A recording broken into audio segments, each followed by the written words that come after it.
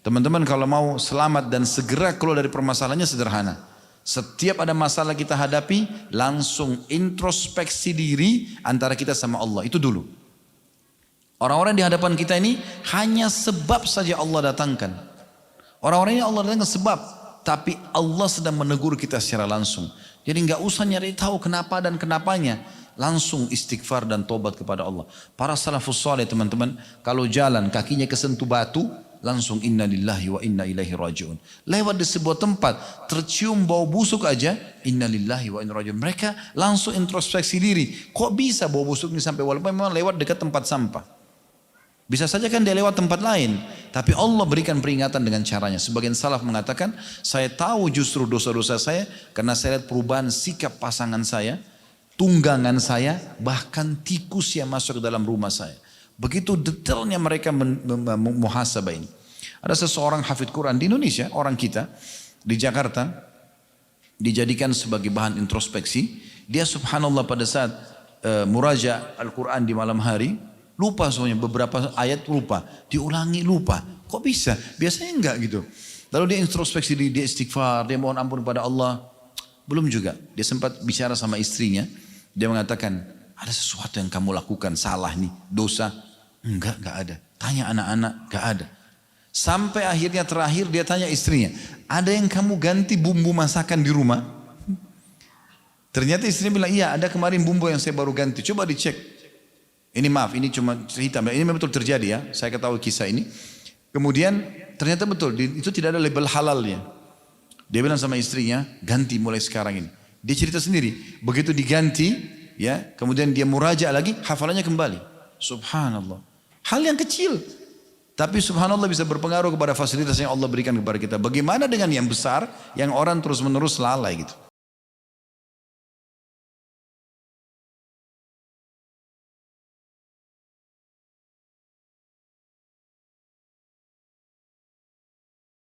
Assalamualaikum warahmatullahi wabarakatuh. Alhamdulillah, selalu saja lisan kita memuji Sang Pencipta Allah atas segala nikmat yang dilimpahkan kepada kita. Dimulai dari nikmat Islam dan iman. Karena dengan nikmat Islam dan iman kita jadi punya panduan hidup. Tahu mana yang boleh, mana yang tidak boleh, mana yang harus dikerjakan, didahulukan, dan mana yang harus ditinggalkan. Pada kesempatan ini Bapak Ibu sekalian, saya akan membahas sebuah tema yang sederhana sebenarnya, tapi mudah-mudahan bisa menambah wacana kita. Dan tema ini berjudul Masih Ada Waktu. Tema ini sebenarnya saya susun dengan tujuan untuk membahas beberapa poin. Walaupun nanti kita akan kerucutkan ke satu poin dari poin-poin ini. Yang pertama poinnya adalah untuk mengingatkan dan memberikan peluang kepada siapapun yang hadir di sini, termasuk diri saya, yang masih merasa kurang dalam pendekatan dirinya kepada Allah subhanahu wa ta'ala dari sisi ibadah, kurang mungkin sholat malamnya, kurang puasanya, atau mungkin kurang tepat waktu di sholat 5 waktunya, mungkin bagi laki-laki sering telat dalam Jumatnya, mungkin kita semua masih kurang dalam membaca ayat-ayat Al-Quran, masih teledor dalam menjaga zikir pagi petangnya, masih juga kurang berbakti dengan orang tuanya, masih kurang silaturahim dengan kerabatnya, masih kurang sedekahnya, masih kurang mungkin pelaksanaan ibadah haji dan umrahnya, menjenguk orang sakitnya, membantu orang susah dan seterusnya. Kita masih punya peluang dan kesempatan, yaitu selama kita masih hidup, Allah masih berikan kita kesempatan selama kita mau. Selama kita mau. Permasalahannya adalah di diri kita sendiri. Seringkali kitanya menunda-nunda dan tidak mau memperbaikinya. Kalau Bapak Ibu masih diberikan kesempatan umur seperti kita sekarang, waktu, maka jangan disia-siakan. Talha radhiyallahu anhu, seorang sahabat Nabi, dalam hadis yang sahih disebutkan oleh Al-Bukhari dalam kitab At-Targhibnya dan disahihkan oleh Syekh Albani, beliau mengatakan ada 3 orang dari salah satu suku Arab masuk Islam, kemudian menjadi tamu di rumahnya Talha bin Ubaidillah. Uniknya terjadi dalam prosesi mereka bertamu itu ada panggilan jihad. Maka orang yang pertama dari 3 orang ini ikut berperang dan mati syahid. Berjalan waktu, ada panggilan jihad lagi, orang yang kedua ikut berperang, kemudian mati syahid juga. Berjalan waktu, subhanallah seperti itu urutannya, Orang yang ketiga yang bertamu di rumah Talha meninggal, tapi bukan dalam medan perang, di atas ranjangnya. Selisihnya cuma jumlah hari saja di antara mereka. Talha bin Ubaidillah radhiyallahu anhu, salah satu sahabat Nabi yang dijamin masuk surga, beliau melihat 3 orang ini dalam mimpinya. 3-tiganya masuk ke dalam surga, tapi uniknya justru yang paling depan sekali orang yang mati di atas ranjang. Kemudian yang di belakangnya adalah orang yang mati syahid yang kedua. Lalu di belakangnya lagi orang yang mati syahid pertama. Maka Talha bin Ubaidillah bangun dan bertanya-tanya pada dirinya sendiri. Bagaimana memahami ta'wil mimpi ini? Dalam benak Talha, orang yang mati syahid apalagi yang mati awal pasti lebih memiliki keutamaan. Atau paling tidak 2 orang yang mati syahid memiliki keutamaan dibandingkan dengan orang yang mati di atas ranjang. Karena matinya dianggap mati biasa, normal. Maka dia pun selepas subuh bertanya kepada Nabi SAW, ya Rasulullah, saya mimpi begini. Maksudnya bagaimana saya bisa memahami ini? Maka Nabi SAW mengatakan kepada Talha, kenapa kau heran hai Talha? Maksudnya kenapa kau bisa heran orang yang mati di atas ranjang itu yang mendapatkan lebih tinggi derajat di sisi Allah SWT, lebih didepankan. Mana kamu dari sholatnya beberapa hari itu, dari puasanya beberapa hari itu, dari zikirnya beberapa hari itu. Ternyata subhanallah, dengan beberapa hari saja selisih antara kita dengan orang lain yang sudah meninggal dan kita punya taufik mendapatkan kesempatan dari Allah untuk ibadah, itu sudah cukup menambah derajat kita yang luar biasa. Sekali sujud saja, sebuah ayat Al-Quran dibaca, 1 kalimat istighfar diucapkan, mungkin beberapa rupiah atau real kita keluarkan untuk sedekah, sudah cukup untuk mengalahkan derajat orang-orang yang mendahului kita. Yang penting kita ikhlas dalam beribadah. Oleh karena itu bagi teman-teman yang masih merasa saya kurang nih dalam ibadah, tidak ada kata terlambat. Judul kita masih ada kesempatan. Kita harus selalu memikirkan bagaimana ke depan mengisi waktu yang masih ada. Ada seseorang bertanya kepada Fudail bin Iyad. Fudail bin Iyad bertanya pada seseorang. Kebetulan ketemu orang itu umur 60 tahun. Kemudian Fudail bin Iyad bertanya kepada dia, berapa umurmu? Dia bilang saya 60 tahun. Maka kata Fudail bin Iyad, kalau begitu kamu sudah 60 tahun jalan menuju ke Tuhanmu. Sebentar lagi kamu sampai. Maka orang itu ketakutan. Lalu dia mengatakan, inna lillahi wa inna ilaihi raji'un. Kami milik Allah, kami akan kembali kepada Allah. Lalu Fudail bin Iyad berkata, kau tahu makna kalimatmu itu? Orang itu terdiam. Lalu kata Fudail bin Iyad, artinya inna lillahi, kami ini milik Allah. Artinya kita ini adalah hamba Allah. Wa inna ilaihi raji'un, dan kepadanya kita akan dikembalikan. Maksudnya kita pasti akan kembali dan menghadap kepadanya. Dan ingatlah, siapa yang tahu dirinya akan seorang hamba dan akan kembali, berarti dia akan diminta pertanggungjawabannya. Maka orang itu bersedih, lalu dia mengatakan, kalau begitu malhilah, apa solusinya? Saya sekarang ini merasa seakan-akan dia mau bilang, saya merasa kurang amal soleh saya. Saya dengan 60 tahun ini kayaknya masih sedikit amalnya. Maka kata Fudail bin Iyad, mudah sekali, yasirah. Maka orang itu mengatakan, apa itu? Mudah itu seperti apa? Saya tak seakan-akan dia mau mengatakan, saya takut nih, 60 tahun sekarang saya sebentar lagi meninggal dunia. Maka kata Fudail bin Iyad, nasihat yang luar biasa. Perbaikin apa yang tersisa dari umurmu ke depan, maksimalkan itu. Maka Allah akan memberikan balasan terhadap amal itu dan memaafkan kesalahanmu yang lalu. Tapi kalau kau rusak lagi sisa umurmu yang masih ada ini, maka engkau akan dihukum oleh Allah. Apa yang kamu lakukan dari dosa-dosa di masa sekarang dan juga ditambahkan dengan dosamu yang masa lalu. Jadi kalau Allah masih berikan kesempatan, bismillah, lakukan. Apapun sifatnya, walaupun itu mudah, walaupun itu cuma sunnah. Karena ini kesempatan emas. Pernah Nabi Muhammad SAW dalam hadis sahih di kota Madinah ini melewati beberapa kuburan muslimin. Kemudian Nabi SAW berhenti dan membiarkan sahabat semuanya berdiri dekat kuburan tersebut. Lalu beliau mengatakan, demi zat yang jiwaku dalam genggamannya, sungguh pemilik kuburan ini, yang ditunjuk kuburan tersebut, lebih mencintai 2 rakaat sholat sunnah yang kalian lakukan daripada dunia dan seluruh isinya.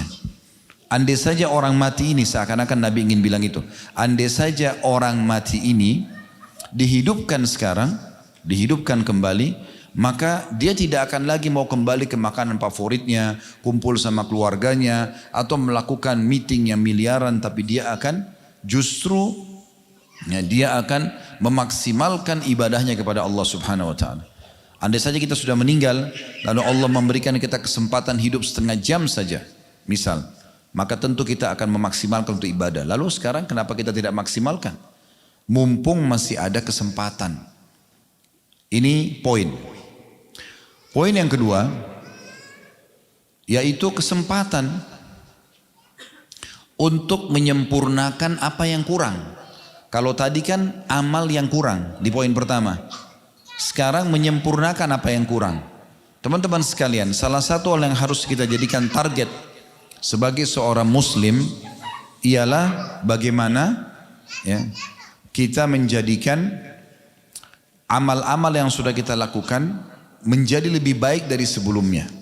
Contoh misal, teman-teman mungkin sudah rutin sholat malam. Misal, dan selama ini sholat malamnya 2 rakaat salam, 2 rakaat salam, 2 rakaat salam, 2 rakaat salam misal. Jalankan sunnah Nabi SAW lalu witir 2 rakaat dan 1. Mungkin selama ini Bapak Ibu yang sholat malam ini membaca surah-surah pendek sehingga hanya butuh 15 menit, 20 menit sudah selesai 11 rakaat misalnya. Ya. Maka sekarang bagaimana kita pindah ke poin setelahnya, yaitu tingkatkan kualitasnya dan juga kuantitasnya. Tingkatkan kualitas dan kuantitasnya. Artinya sekarang coba kita membuat di buku amal kita tercatat semua yang Nabi pernah lakukan dari tata cara sholat malam. Kita kan selama ini 2 rakaat salam, 2 rakaat salam, 2 rakaat salam misalnya. Ada riwayat menyebutkan Nabi SAW sholat malam 4 rakaat salam, 4 rakaat salam. Pernah riwayat menyebutkan Nabi SAW sholat 8 rakaat baru salam. Maka harusnya ini dikerjakan supaya di buku amal kita tercatat semuanya yang pernah Nabi SAW kerjakan. Tingkatkan ke situ. Kalau kita biasa membaca surah-surah pendek yang kita ulang-ulangin terus-menerus, maka sekarang kita bisa pindah ke surah yang lebih panjang. Tapi Ustadz saya kan tidak hafal. Baik, ada fatwa ulama di ibadah sunnah, Bapak Ibu bisa pegang mushaf, bisa pegang Quran, bisa pegang mungkin di handphone kita aplikasi Al-Quran, lagi sholat malam. Daripada kita terulang-ulang di juz 30, kita mulai baca dari surah Al-Baqarah. Setiap malamnya kita baca, membaca beberapa ayat. Dan yang paling baik adalah kita tentu dalam hadis itu minimal 10 ayat. Kemudian ada 100 ayat, ada 1000 ayat. Yang paling maksimal 1000 ayat disebutkan pahalanya akan sangat melimpah. Maka kita bisa pindah ke tahapan ini. Bagaimana mulai sekarang kita programkan Bapak Ibu sekalian supaya ibadah kita yang tadinya standar itu naik levelnya. Jangan begitu terus. Ya. Kalau kita biasa puasa Senin Kamis saja, sekarang kita tambah dengan Ayyamul Bid misalnya. Kalau tadi kita bersedekah dengan 100.000 rupiah, sekarang kita pindah ke 1 juta rupiah. Kita pindah ke 100 juta rupiah. Kita pindah ke level yang kita belum pernah menyentuh sisi itunya. Karena memang amal-amal ini semuanya akan kita butuhkan. Ya. Dan kita harus tahu Bapak Ibu sekalian, amal-amal yang kita kerjakan, yang butuh terhadap amal tersebut adalah kita sendiri. Allah Subhanahu wa ta'ala tidak pernah butuh dengan amal kita. Kenapa ada orang kalau sholat buru-buru? Dia berpikir soalnya kalau Allah butuh dengan amal itu seperti cuma setor kewajiban. Ini keliru sekali. Persepsi ini harus diperbaikin. Yang butuh terhadap sholat tersebut, sedekah tersebut, baca Quran tersebut, zikir tersebut, apa saja, itu adalah kita. Oleh karena itu sebagian salafus saleh di saat mereka sedang bersedekah, ya, mereka kumpulin harta mereka, mereka bersedekah. Setelah habis, mereka senyum dengan sangat lebar. Lalu berkata kepada orang-orang di sekitarnya, lihatlah orang-orang ini, ditunjuk orang-orang miskin yang sudah menerima sedekahnya. Lihatlah orang-orang ini membawa amal-amalku ketimbangan amalku tanpa upah sedikit pun. Persepsi sebagian orang yang masih terpengaruh dengan kapitalis, kalau dia keluarkan berarti berkurang, kan gitu. Orang mukmin tidak seperti itu. Kalau dia memberikan berarti dia beruntung. Kenapa? Dia keluarkan 100.000 rupiah sedekah, dia berikan 1 potong baju, dia berikan sepiring makanan, itu sedang dibawa ketimbangan amal. Dan uniknya dalam sebuah hadis yang sahih diriwayatkan juga oleh Al-Mundhiri dalam kitab Targhib Tarhib beliau, kata Nabi SAW, sesungguhnya kalau seseorang di antara kalian bersedekah, maka Allah akan mengurusnya, menumbuh, mengembang biakannya sampai menjadi seperti gunung Uhud. Walaupun sepotong roti, sebutir kurma dibagi dua, itu bukan seperti itu kita akan terima di timbangan Allah hari kiamat nanti. Kita akan terima seperti gunung Uhud. Di Madinah Anda bisa lihat gunung Uhud. Seperti itu besarnya. Dan kata Nabi SAW, seperti seseorang di antara kalian mengurus dan membesarkan anak kuda atau anak untanya. Allah Subhanahu wa ta'ala tidak akan memberikan balasan kita satu dibalas satu. Itu tidak ada dalam hitungan Allah Subhanahu wa ta'ala. Allah mengatakan innallaha yarzuqu man yasha bighairi hisab. Allah kalau sudah membalas orang tanpa lagi ada hitungannya. Maka mulai sekarang masih ada kesempatan, mumpung belum datang ajal, tingkatkan level itu. Baca keutamaannya. Dari kalau amal yang biasa standar menjadi yang lebih afdal. Kalau teman-teman biasa dengar ada sebagian ustaz kita mengatakan afdalnya begini. Nah cari afdal itu. Bagaimana kita mencari yang afdal? Salat duha biasa 2 rakaat, sekarang tingkatkan 4 rakaat. 4 rakaat, sekarang pindah ke 8 rakaat. Cari yang paling tinggi.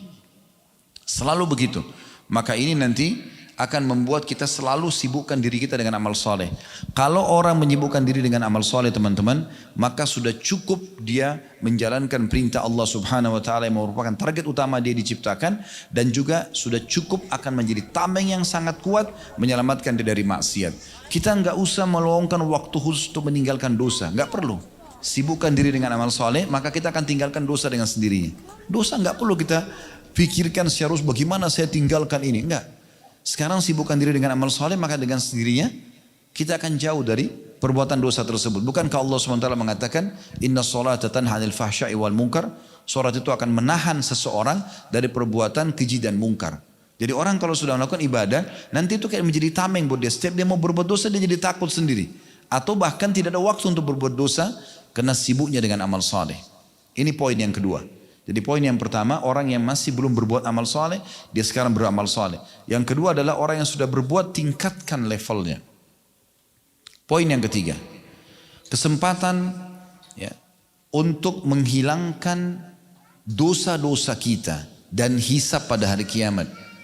Ini akan kita fokus bahas nanti di poin ini.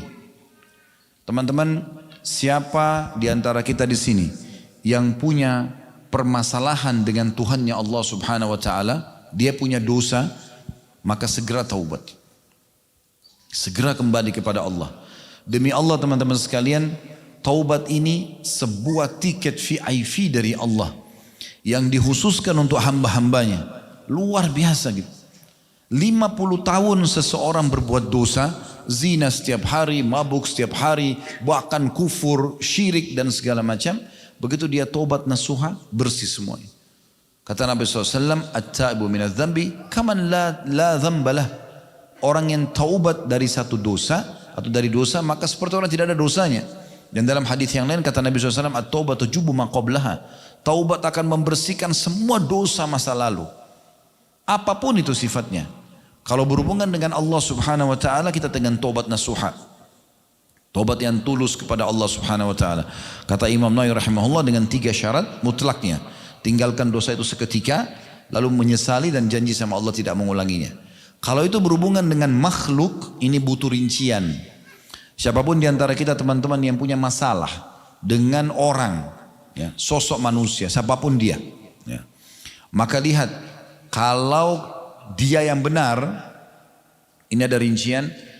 Kalau dia benar dari sisi kita pernah menggibahnya, merusak citranya, ya, maka kita harus memperbaiki citra itu dan minta keridhaan dia. Kalau itu adalah pengambilan materi, kita pernah mencuri, mengambil yang bukan hak kita, maka harus minta keridhaan dan mengembalikan hal itu. Kalau kita pernah menyakiti fisik, maka minta keridhaannya atau ada kisos. Ya. Kita pernah tonjok orang, kita juga ditonjok, gitu kan? Untuk menghilangkan hisab kita pada hari kiamat. Dan Nabi SAW sudah ingatkan, siapapun di antara kalian yang punya sangkutan dengan saudaranya, maka selesaikan di sini, di dunia. Sebelum datang hari nanti di sana, tidak ada manfaatnya dirham dan dinar. Nggak ada lagi manfaat dirham, tidak ada lagi, tidak bisa kita bayar orang itu, kita ridhokan dengan rupiah, dengan dolar, dengan real, tidak bisa lagi. Lalu kata para sahabat, ya Rasulullah, memang ada apa di sana nanti? Bagaimana kami menebus kesalahan kami kalau punya masalah dengan orang lain? Kata Nabi SAW, dengan amalmu atau dosa-dosanya. Dibayar dengan sholat kita, puasa kita, sedekah kita. Itu yang dipakai bayarin kalau kita punya permasalahan dengan orang lain. Kita pernah menggibahnya, kita pernah memfitnahnya, kita pernah mencaci maki, pernah mengambil haknya, atau pernah bahkan menyakiti fisiknya. Maka akan dibayar dengan amal-amal kita. Kalau amal kita tidak cukup, maka secara otomatis Bapak Ibu sekalian dosa-dosa mereka, zinanya, ribanya akan ditimpakan kepada kita. Mereka yang buat, kita yang dihukum. Maka ini berat sekali. Makanya sering kami nasihati buat diri saya tentu, dimulai dari diri kami, kemudian Bapak Ibu sekalian, saya selalu bilang menujulah kepada akhirat karena kita semua akan ke sana. Allah mengatakan wa ilaihil masir, kepadanya kalian akan dibawa pulang ya, akan kembali. Maka pergilah ke sana menuju kepada Allah SWT. Toh kita semua juga akan meninggal dengan membawa dua hal, membawa amal saleh dan teman saleh. Membawa amal saleh, semua sibuk dari amal saleh ke amal saleh yang lainnya. Sebagaimana tadi kami sudah berikan gambaran secara umum, dan juga bawa teman saleh. Dalam sebuah asar disebutkan, kata Nabi SAW, nanti akan ada orang dikeluarkan dari neraka. Orang-orang neraka di sekitarnya bertanya-tanya, kenapa orang ini keluar? Apa ada amal salehnya menyelamatkannya? Maka kata orang-orang atau para malaikat yang menjaga neraka mengatakan, karena bantuan dan syafaat dari saudara temannya, ya, seseorang muslim yang memberikan syafaat kepadanya. Oleh karena itu, pada saat itu ahli neraka semua berharap pada saat di dunia mereka punya teman-teman yang soleh, yang bisa menyelamatkan mereka pada hari kiamat. Kita tidak pernah tahu, mungkin amal kita kurang, tapi ada orang-orang yang bisa membantu kita. Dan Nabi SAW mengatakan akan ada dari umatku orang yang bisa memberikan syafaat sampai seperti suku Mudar. Suku Mudar ini jumlahnya jutaan orang sekarang gitu kan. Maka dia bisa memberikan syafaat karena banyaknya amal soleh yang dia persiapkan. Jadi ini harus benar-benar menjadi sebuah poin pertimbangan yang matang sekali. Jangan sampai nanti kita akan ada hisab hari kiamat ya. Dan nanti ya, kita harus jadi pertimbangan supaya ada orang yang bisa menolong kita nantinya. Juga jangan bawa dua hal. Jangan bawa dosa dan jangan bawa musuh. Itu saja sederhananya. Dari dosa ke dosa yang pernah kita kerjakan sekarang stopin. Kita bertobat dan kita perbaikin. Tadi sudah kami berikan gambaran dan akan panjang lebar kita jelaskan poin ini insyaAllah. Kemudian yang kedua adalah jangan bawa musuh. Jangan setiap hari gosipin orang misalnya. Banyak orang sudah ikut pengajian, sudah mulai hijrah, tapi nggak sadar masuk menggibah orang lain. Gibah itu teman-teman menceritakan sesuatu yang ada pada saudara muslim yang dia tidak suka untuk diceritakan. Itu sudah gibah. Waktu Nabi SAW tanya para sahabat, apakah kalian tahu apa itu gibah? Yang Allah Subhanahu wa taala menyebutkan dalam Al-Qur'an surah Al-Hujurat, ayuhibbu ahadukum an ya'kula lahma akhihi maitan fakarihtumu? Apakah kalian mau dengan ghibah itu dihukum seperti memakan bangkai saudaranya sendiri dan kalian tidak suka itu? Maka Nabi tanya kepada para sahabat, apa kalian tahu apa itu ghibah? Maka mereka mengatakan Allah dan Rasulnya lebih tahu. Kata Nabi SAW, engkau menceritakan apa yang ada pada saudaramu yang dia tidak suka diceritakan, sudah cukup jadi ghibah, dan itu dosa besar. Imam Az-Zahabi rahimahullah menulis kitab Al-Kabair, dosa-dosa besar. Imam Syekh Muhammad bin Abdul Wahhab menulis kitab Al-Kabair, juga masukkan ghibah dosa-dosa besar. Syekh Muhammad Munajjid di masa kita sekarang menulis kitab Al-Kabair, masukkan dalam dosa-dosa besar. Dan hampir semua buku-buku hadis menyebutkan tentang ghibah bagian daripada dosa besar karena diikuti dengan ancaman yang berat. Berapa banyak orang begitu dulu sama temannya, saya mau cerita ya, tapi saya bukan ghibah loh ya, tapi cerita aibnya orang. Cerita tentang orang tidak suka. Kan itu aneh ya. Saya berapa kali disampaikan, dikeluh kesahkan oleh sebagian ikhwat dan akhwat kita, Ustaz, di pengajian saya lihat akhwatnya sudah jilbab besar semua, ikhwanya pada berjenggot semua, tapi kalau duduk gosipin orang. Sudah tahu nggak si fulan? Sudah tahu nggak si fulan? Si fulan dan si fulan, tidak boleh. Kita nggak ada urusan sama kita itu. Di depan mata kalau kelihatan kebaikan kita dukung, kalau kelihatan kesalahan kelihatan ya, baru kita ingkar mungkar, baru kita luruskan. Kalau kita nggak tahu jangan ikut campur. Jangan pernah mengorek-ngorek sesuatu yang kita tidak pernah tahu. Saya dengar katanya begini dan begitu. Itu untuk apa? Apa manfaatnya? Menjadi musuh buat dia hari kiamat. Apalagi sampai fitnah, nyebarin berita yang dia tidak cross check. Dan cross check pun ini ada satu benang merah kata para ulama penting. Cross check itu kalau ada hubungannya sama kita. Kalau nggak ada hubungannya untuk apa cross check? Akhi saya mau tabayun, saya mau cross check. Benar nggak begini? Padahal nggak urusan sama dia. Untuk apa? Kalau ada hubungannya baru kita cross check. Kita yang digibah, kita yang dituduh. Nah saya cross check. Kalau enggak, semua orang kita mau cross check gitu kan. Ada orang kadang-kadang datang kepada saya, Ustaz saya mau tabayun. Saya enggak kenal orang ini. Apa yang mau ditabayun? Gitu kan. Harusnya kan jelas ada hubungan sama dia enggak gitu kan. Atau ada sesuatu memang yang memang harus gitu. Kalau tidak enggak perlu. Nah itu poin yang harus kita perhatikan baik-baik. Jadi jangan sampai ada musuh-musuh hari kiamat yang kita tidak harapkan sebenarnya tapi akhirnya dia menghabiskan pahala kita. Ingat Allah sudah kekalkan dalam firman-Nya, yauma yafirru mar'u min akhi wa ummihi wa abi wa ummihi wa abi wa sahibatihi wa bani likulli imri'in yauma idzin sya'nu yughni. Pada hari kiamat nanti seseorang akan lari dari ibunya, dari saudaranya, dari ibunya, dari ayahnya, dari istrinya, dari anak-anaknya, dan pada hari itu orang semua masing-masing sibuk dengan keadaannya sendiri-sendiri. Mereka takut jangan sampai nanti ada orang yang tuntut pada hari kiamat. Jadi ini harus hati-hati. Nah di poin ini Bapak Ibu sekalian, di poin yang ketiga ini akan kita fokus bahas. Saya akan coba bahas teman-teman sekalian bagaimana bonus dan tiket VIP yang Allah berikan kepada kita ini. Baik bagi teman-teman yang sudah sering bertaubat, maka dia bisa perbaharui taubatnya, atau orang yang masih malas bertaubat, mungkin dengan menganggap dirinya tidak punya dosa, atau punya dosa tapi masih menunda-nunda. Nah ini penting sekali untuk dibahas. Kalau orang yang sudah sering taubat, Bapak Ibu sering jadikan zikir setiap hari 100 kali istighfarnya, gak ada masalah. Rutinkan setiap hari, perbanyak jumlahnya. Karena Nabi SAW mengatakan, wahai sekalian manusia, beristighfar dan bertobatlah kepada Allah, karena aku bertobat kepada Allah sehari 100 kali. Bisa bermakna dalam satu hari Nabi baca 100 kali, bisa bermakna setiap ada kesempatan baca 100 kali. Karena dalam riwayat Anas bin Malik radhiyallahu anhu dalam hadis sahih, beliau mengatakan kami menghitung pada saat sedang duduk bersama Nabi SAW, beliau mengatakan Rabbighfirli wa tub alayya, dalam satu majelis 100 kali. Berarti tidak harus ada batasan 100 kali saja, bisa lebih daripada itu. Kata Ibnu Taimiyah rahimahullah, saya pernah punya masalah mumet, saya nggak tahu harus bagaimana solusinya, pusing dengan itu, maka saya beristighfar 1000 kali sampai saya dapatkan dada saya lapang. Dan itu. Jadi ini sebuah pola yang harusnya kita bisa terapkan dalam kehidupan. Bagi orang yang sudah biasa pun tinggal istiqomah dan dijaga itu. Bagi orang yang masih malas tobat karena menganggap dirinya tidak ada dosanya, ini keliru. Karena tobat dan istighfar tidak harus juga ada dosa. Apalagi dosa-dosa ini kadang-kadang ada yang kita tidak sadari ya. Sekarang kita lewat di satu jalan, contoh saja, ada pelang minuman keras. Atau ada satu iklan kemungkaran. Lalu kita lewat saja, itu kan bukan urusan saya, kita lewat. Itu dosa, kita harus amar ma'ruf nahi mungkar, minimal dengan hati. Kalau kita lewat kita nggak pungkiri berarti ada dosanya, kan begitu. Bukankah Imam Syafi'i rahimahullah memberikan pelajaran penting kepada kita? Beliau punya guru satu imam namanya Imam Waqi'. Setiap hari Imam Syafi'i pergi nyetor hafalan ke Imam Waqi', tapi selalu lupa.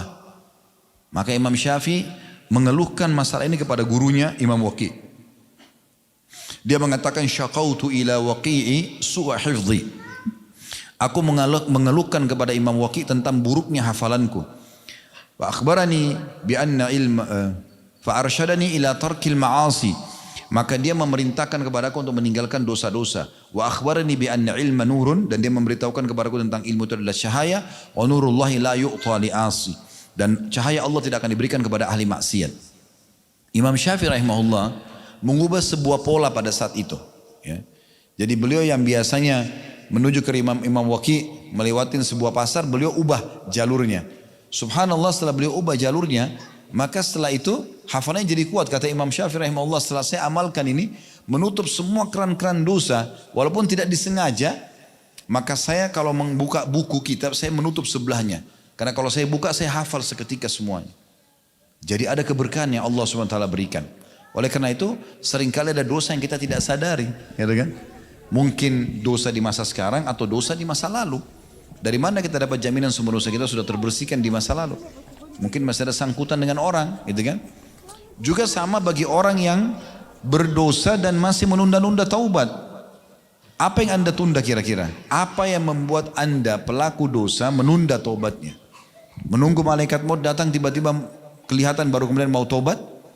Yang Allah ceritakan di akhir surah di ayat 10-nya surah Al-Munafikun. Pada saat datang kematian baru dia mengatakan, ya Allah, tundalah kematianku beberapa saat agar aku sempat bersedekah dan aku termasuk orang-orang soleh. Atau anda mau menjadi seperti orang-orang yang disebutkan dalam surah Al-Mu'minun surah nomor 23 dari ayat 99 ya. Disebutkan bagaimana penyesalan orang-orang pada saat meninggal, lihat kematian, mereka berharap ditunda kematiannya sesaat agar mereka bisa taubat kepada Allah Subhanahu wa taala. Tapi sudah tidak ada lagi kesempatan pada saat itu. Enggak ada lagi peluang untuk itu. Nah, mumpung Allah masih kasih kesempatan, maka perbanyak kalimat ini. Saya juga ingin titik beratkan poin di sini Bapak Ibu sekalian. Kalau Anda mau hijrah dan menjadi orang baik, orang soleh dan orang soleha, jangan setengah-setengah. Maksimal sekalian hijrah. Karena banyak orang-orang kita, teman-teman kita hijrah, tapi setengah-setengah. Dia sudah mulai ubah performanya, udah mulai dia ubah tontonannya mungkin, tapi pendapatannya masih haram. Masih ragu kepada Allah Subhanahu wa taala. Kenapa ragu? Kenapa enggak sekaligus hijrah? Berubah menjadi orang baik. Allah Subhanahu wa taala menjanjikan orang beriman dan beramal saleh juga bertaubat dengan kehidupan yang baik. Hayatan thayyibah, kehidupan yang penuh dengan kesempurnaan. Itu dijanji, tidak mungkin salah. Bagaimana Nabi Muhammad SAW, bagaimana para sahabat ridwanullah alaihim, mereka bertakwa kepada Allah SWT, Allah jadikan mereka raja-raja dunia. Ya, Abu Bakar, Umar, Uthman, Ali, siapa yang kenal mereka ridwanullah alaihim pada saat di fase Mekah? Enggak ada. Tapi setelah Islam, mereka menjadi orang baik dan maksimal, maka Allah muliakan. Itu juga dengan sahabat-sahabat Nabi yang lain. Siapa yang mengenal Bilal yang tadinya budak di Mekah, tapi karena Islam dimuliakan, menjadi muazzin kaum muslimin, ya kan? Menjadi sahabat yang mulia. Dan begitu juga dengan yang lainnya. Maka ini poin yang perlu kita garis bawahi. Baik, dalam masalah ini teman-teman saya ingin kita kembali membaca, kalau teman-teman bisa buka di aplikasi Al-Quran di handphonenya. Ini ayat yang paling luar biasa dalam masalah ajakan Allah untuk kita taubat. Surah Az-Zumar, surah nomor 39 ayat 53 sampai 59. Saya ulangi, surah Az-Zumar, surah nomor 39 ayat 53 sampai 59. Saya bacakan. A'udzubillahi minasyaitonirrajim. Qul ya ibadiyalladzina asrafu ala anfusihim la taqnatu min rahmatillah. Qul ya ibadiyalladzina asrafu ala anfusihim la taqnatu min rahmatillah. Innallaha yaghfiru dzunuba jami'a innahu huwal ghafurur rahim. Itu ayat 9, ayat 53. 54-nya wa anibu ila rabbikum wa aslimu lahu min qabli an ya'tiyakumul adabu thumma la tunsarun. Selanjutnya ayat 55-nya nanti saya terjemahkan sekaligus insyaallah. Wattabi'u ahsana ma unzila ilaikum min rabbikum min qabli an ya'tiyakumul adabu baghtatan wa antum la tash'urun. Ayat selanjutnya 56-nya an taqula nafsun ya hasrata ala ma farrattu fi jambillah fi jambillahi wa in kuntu laminas sakhirin. 57-nya au taqula law anna Allah hadani lakuntu minal muttaqin. 58-nya au taqula hina taral adzaba law anna li karratan fa akuna minal muhsinin.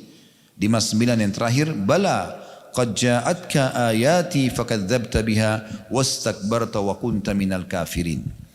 Terjemahan ayat 53-nya, katakanlah hai Muhammad, wahai hamba-hambaku, semua Allah panggil, mau beriman, mau kafir, Allah kasih kesempatan ini.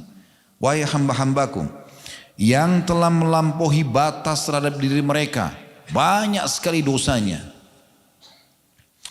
janganlah kamu berputus asa dari rahmat Allah. Jangan bilang Allah tidak akan ampuni saya.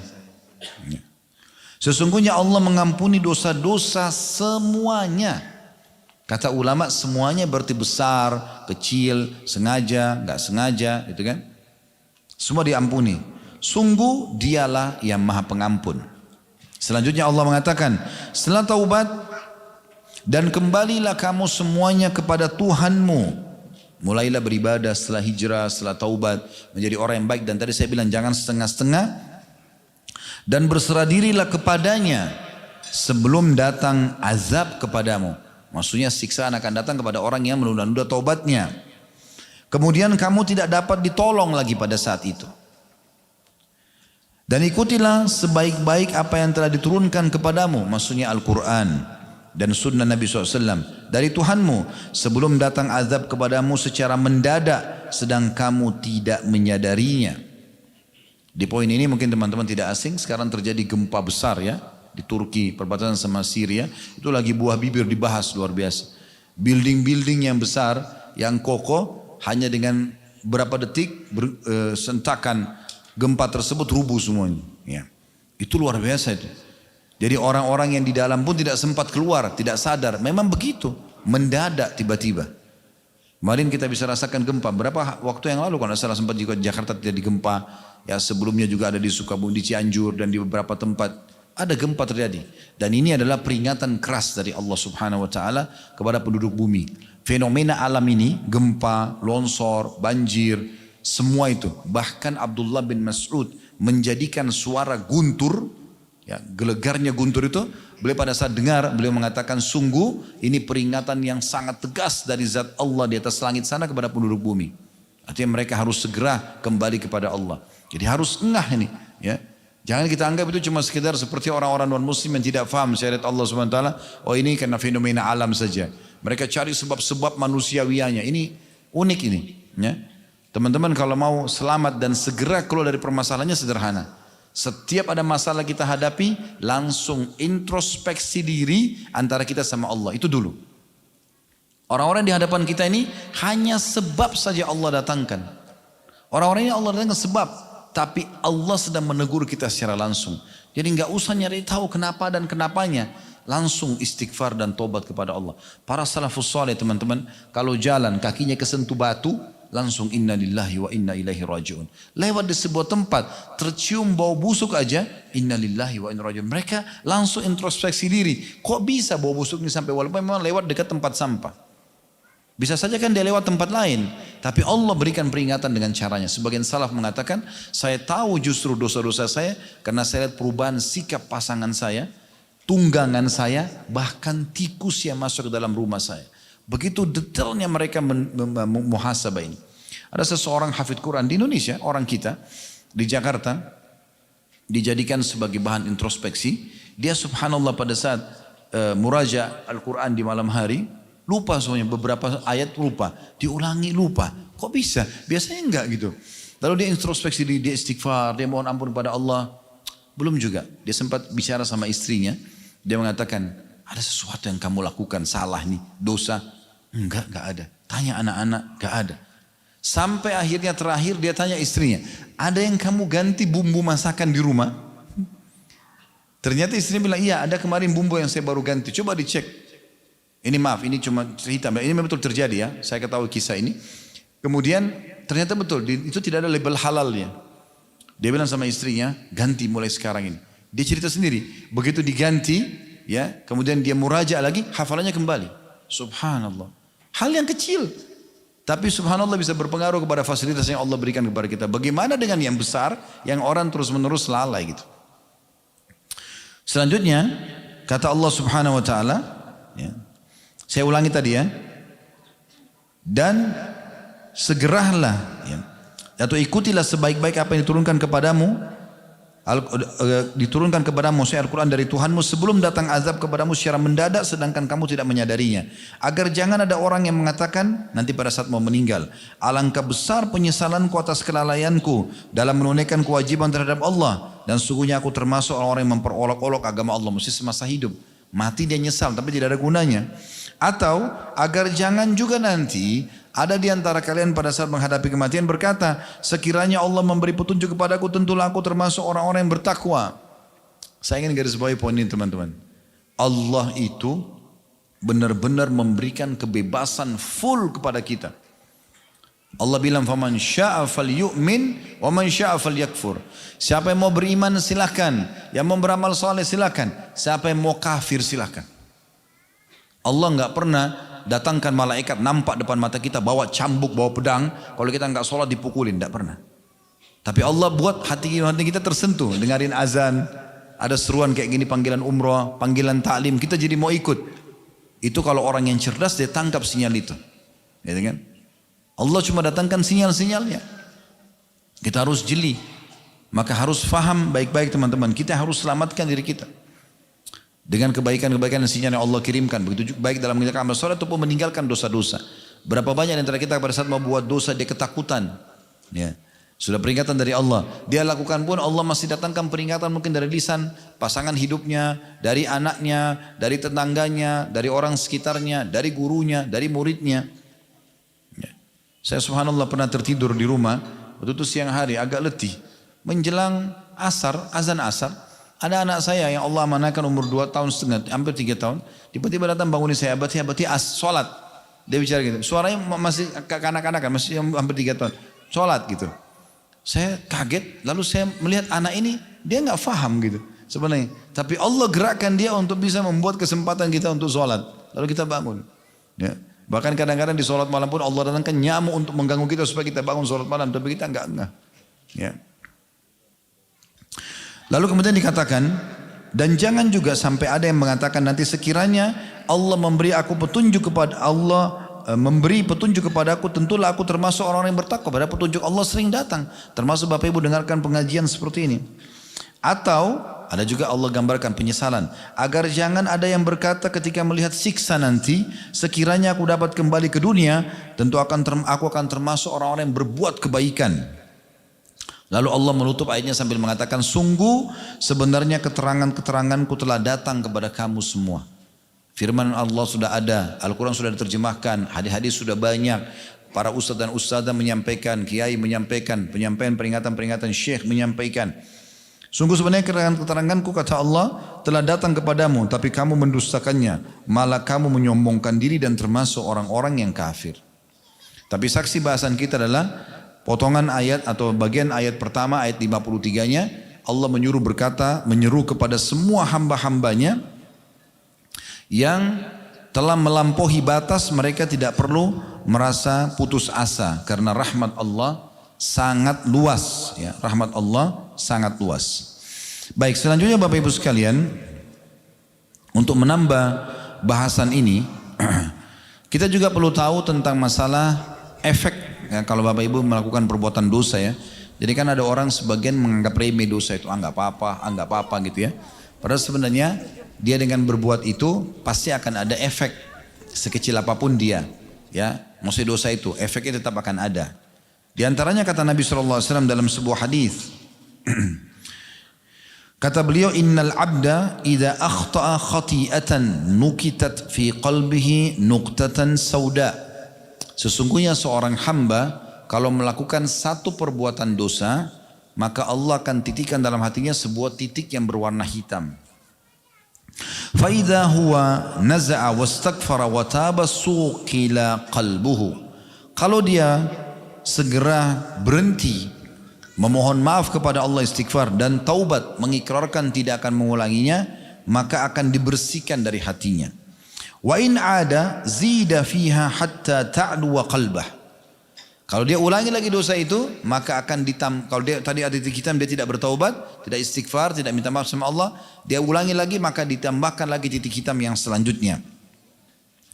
Sampai akhirnya menguasai dan memenuhi hatinya. Wa huwa ar-ran alladhi dzakara Allah, dan dia adalah peringatan yang telah Allah sampaikan dalam firman-Nya, kalla barrana ala qulubihim ma kanu yaksibun. Sesungguhnya kata Allah, sekali-kali tidak demikian, sebenarnya apa yang selalu mereka lakukan itu telah menutup hati mereka. Maksudnya apa? Dosa itu akan punya efek minimal menutupi hati kita agar bisa mendapatkan dan merasakan kenikmatan iman. Ada orang teman-teman kalau hatinya sudah bersih, sedikit dengar ayat Al-Quran walaupun tidak ngerti artinya bisa nangis. Melihat jenazah lewat bisa nangis. Mudah sekali untuk menangis. Mudah sekali untuk merasa takut.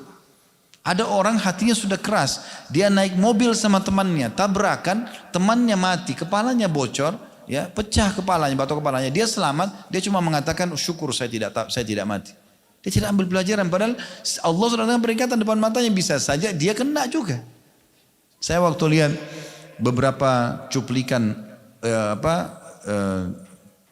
penyampaian dari sebagian warga di wilayah-wilayah kita yang lolos dari longsor segala macam, mereka dengan menceritakan longsor itu begini, tanahnya berputar, ada rumah yang masuk ke dalam, kemudian ada lagi yang disemburkan keluar lagi.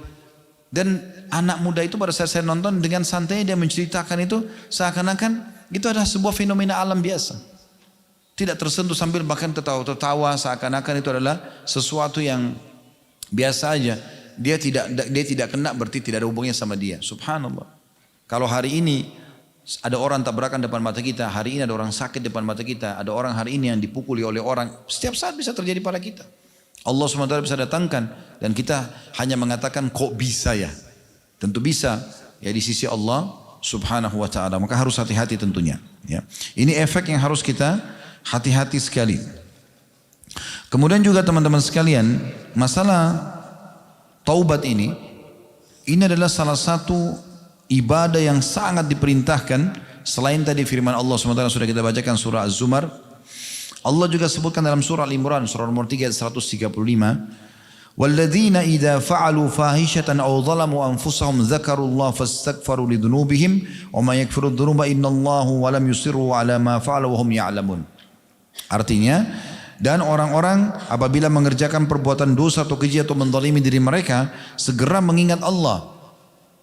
Sebagian ulama mengatakan pada saat dia berbuat dosa atau akan melakukan, Allah datangkan peringatan itu. Engah enggak dia? Kayak tadi rasa takut, rasa khawatir, takut ketahuan, takut lihat orang. Berhenti enggak dia? Kalau dia berhenti di situ, lalu memohon ampun atas dosa-dosanya, maka dia akan selamat dari siksaan. Tidak ada hukumannya karena dia berhasil kembali. Dan siapa lagi yang dapat mengampuni dosa-dosa selain Allah? Yang dapat dan mereka tidak meneruskan perbuatan dosa itu sementara mereka mengetahuinya.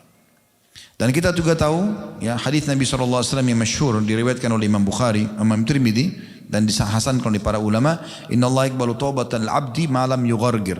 Allah akan menerima taubat hambanya selama dia belum sampai ke tenggorokan, ya. Juga hadis yang masyhur, mungkin teman-teman sudah tidak asing mendengarkan hadis ini. Hadis yang diriwayatkan oleh Bukhari dan Muslim, lillahi asyhadu farhan bi taubati abdi hina yatubu ilaihi min ahadikum ala rahilatihi bi ardi falatin famfalatat minhu wa 'alaiha ta'amun wa syarabu fa aisa minha fa ata syajaratan fattaja'a fi dhilliha qad aisa min rahilatihi fa bainama huwa kadzalika idza huwa biha qa'imatun 'indahu fa akhadha bi khitamiha thumma qala min shiddatil farahi Allahumma anta 'abdi wa ana rabbuka akhta' min shiddatil farah. Sesungguhnya Allah sangat gembira dengan taubat hamba-hambanya pada saat dia bertaubat dan kembali kepada Allah. Allah sangat gembira dengan itu. Lebih gembira lagi daripada seseorang dari kalian membawa seluruh bekalnya di atas tunggangannya. Dia berada di sebuah tanah yang tak bertuan atau tandus. Kemudian dia pergi ke bawah sebuah pohon dan dia beristirahat. Di atas tunggangan itu ada seluruh makanan dan bekal-bekal, minuman dan makanannya. Pada saat dia bangun hilang. Kemudian dia mencari kembali. Ternyata dia tidak menemukan. Pada saat dia sudah putus asa, dia mengatakan pada dirinya sendiri, saya coba kembali ke pohon yang tadi saya tidur. Saya coba tidur, mudah-mudahan saya meninggal, saya tidak bangun lagi. Pada saat dia terbangun di tidur yang keduanya, dia temukan untanya dan seluruh bekalnya ada di hadapan dia. Maka bagaimana gembiranya dia? Allah lebih gembira daripada hamba tersebut. Dan kata Nabi SAW, saking gembiranya hamba itu, dia mengatakan, salah dia ucapkan, ya Allah sungguhnya kau adalah hambaku dan aku adalah Tuhanmu. Baik teman-teman sekalian, kita akan tutup dengan beberapa kisah. Ya. Yang kisah ini teman-teman sekalian kita berharap ya bisa menambahkan keimanan kita tentunya. Saya akan sampaikan kisah tentang Tha'labah bin Abdurrahman radhiyallahu anhu, seorang sahabat Nabi. Dan ada buku yang ini judulnya Bergegas Taubat yang Allah amanahkan kami susun. Ini di sini sudah saya sebutkan kisahnya. Tha'labah bin Abdurrahman ini teman-teman seorang sahabat yang baik ibadahnya. Kemudian satu waktu dia melewati rumah seorang sahabat Ansar yang kebetulan istrinya lagi mandi dan dia melihatnya. Melihat ke arah wanita yang sedang mandi itu. Dia melihat beberapa kali, setelah itu tiba-tiba hatinya merasa ketakutan kepada Allah. Dan saking takutnya dia, ini adalah dosa gitu kan. Dia terus tanda kutip dihantui perasaan takut itu. Sampai akhirnya dia takut jangan sampai Allah bongkar perbuatan dia itu melihat wanita yang sedang mandi ini dalam Al-Quran. Karena di masa itu ayat Al-Quran kan lagi turun. Ya. Sampai ayat, kan Bapak Ibu tahu surah Al-Mujadilah tentang perbicaraan antara suami istri Allah buka dalam Al-Quran gitu kan. Terus perasaan Nabi SAW pada saat Allah perintahkan untuk nikah dengan mantan istri anak angkatnya Zaid yang bernama Zainab. Allah angkat sebagai sebuah contoh di tengah-tengah masyarakat agar tidak ada larangan untuk menikahi mantan pasangan anak angkat. Kalau anak mantu kan tidak boleh jadi mahram abadi walaupun sudah bercerai sama anak sama pasangannya. Tetap tidak ada namanya mantan mertua dan mantan anak mantu. Tapi ini Allah angkat. Maka Tha'labah ini ketakutan pada saat itu radhiyallahu anhu.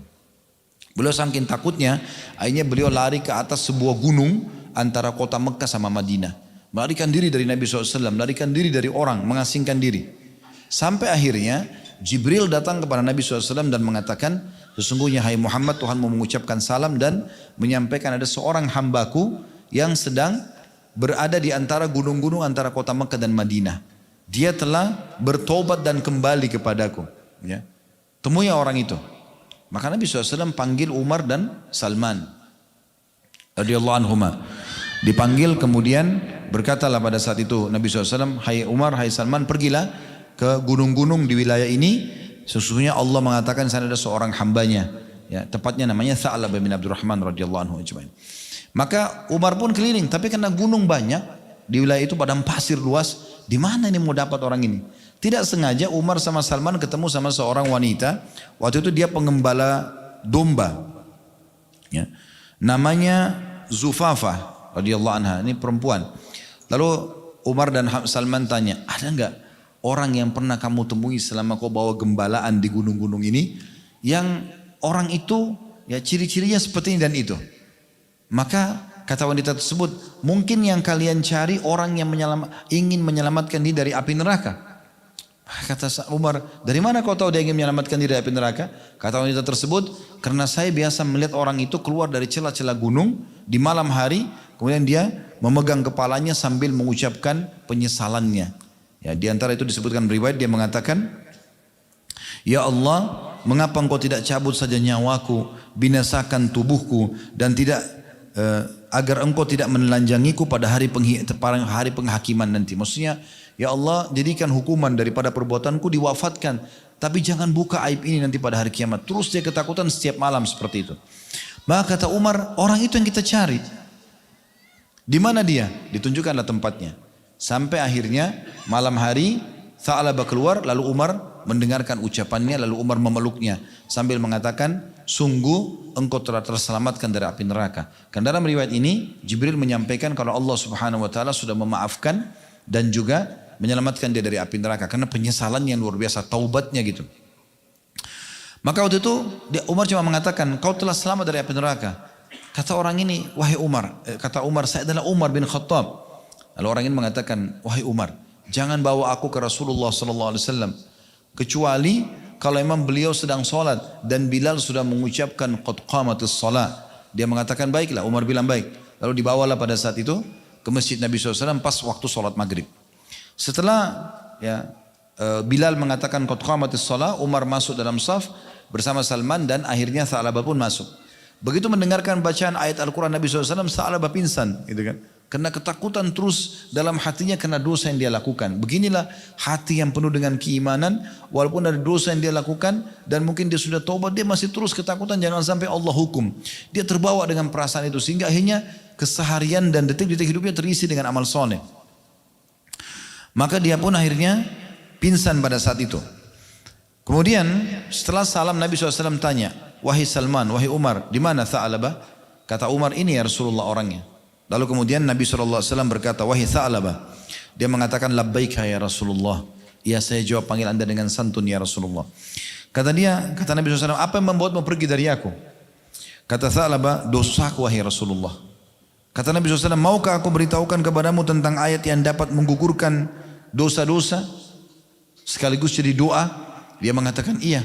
Kata Nabi SAW, baca Rabbana atina fid dunya hasanah wa fil akhirati hasanah wa qina adzaban nar wa adkhilnal jannata ma'al abrar ya aziz wa ghafur rabbil alamin. Doa yang kita masyhur yang kita baca nanti pada saat tawaf insyaallah.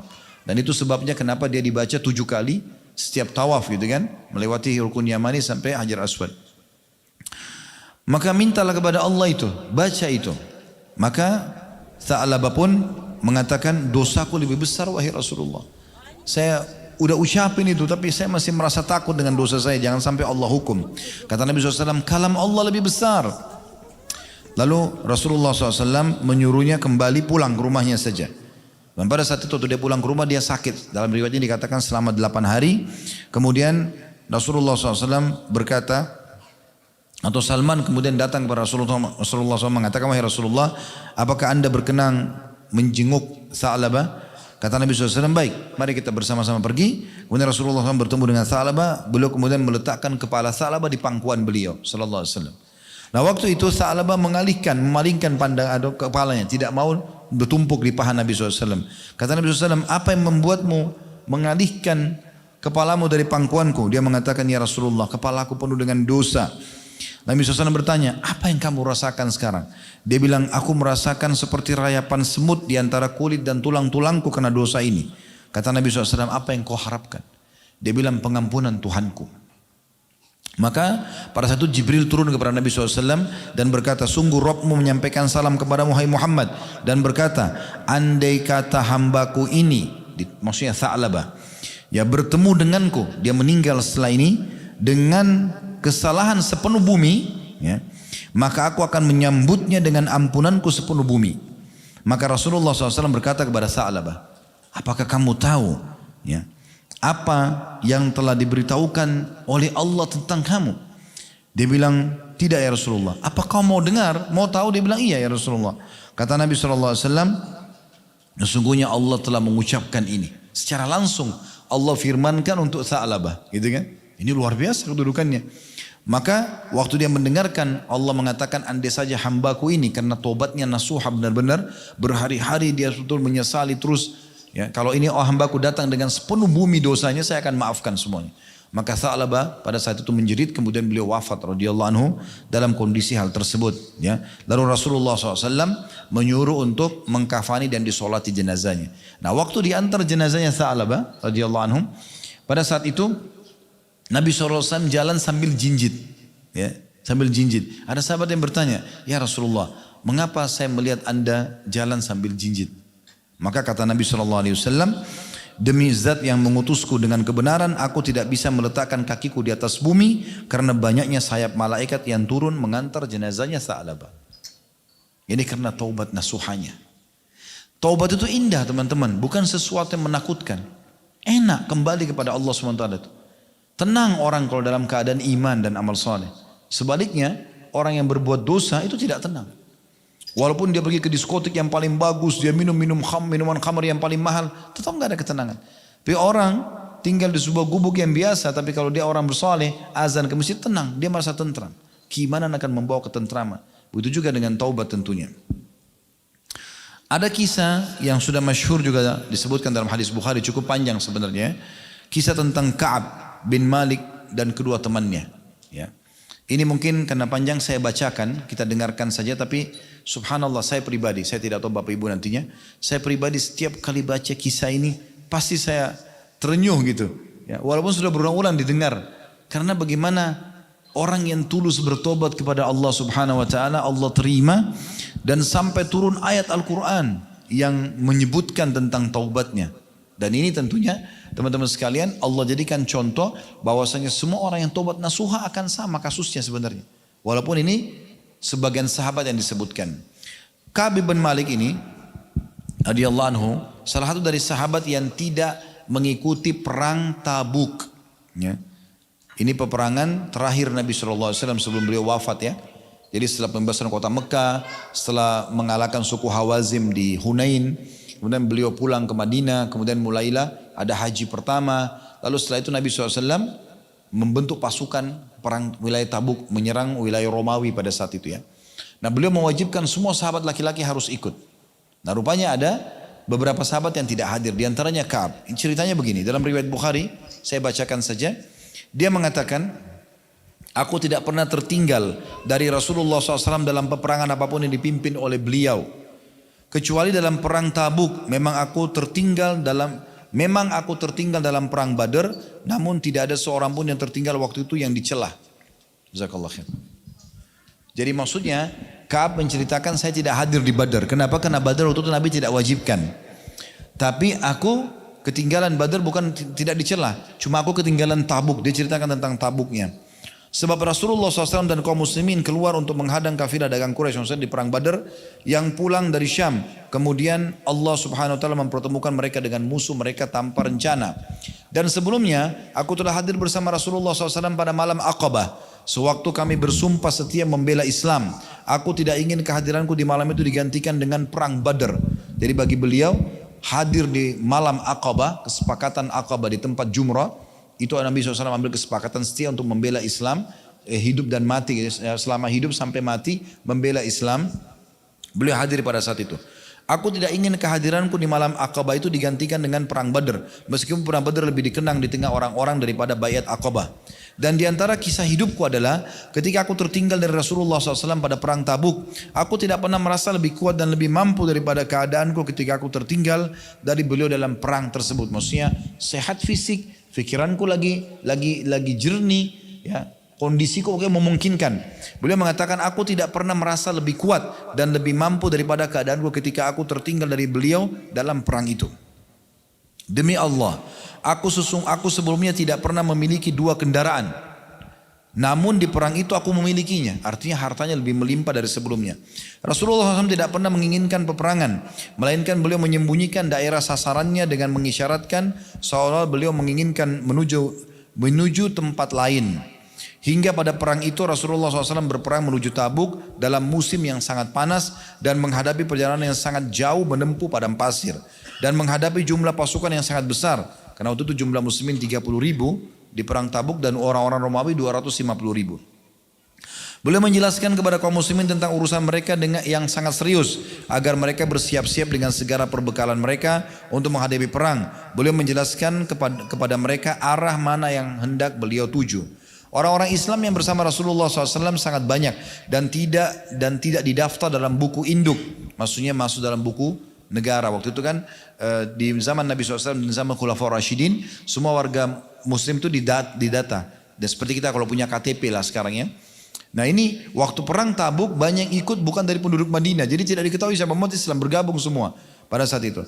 Ka'ab berkata, maka hampir tidak ada orang yang ingin absen dari perang tersebut kecuali dia menduga bahwa hal itu tidak akan diketahui selama tidak ada wahyu dari Allah yang menjelaskannya. Karena Nabi SAW wajibkan, maka yang tidak ikut pasti akan ditegur nantinya.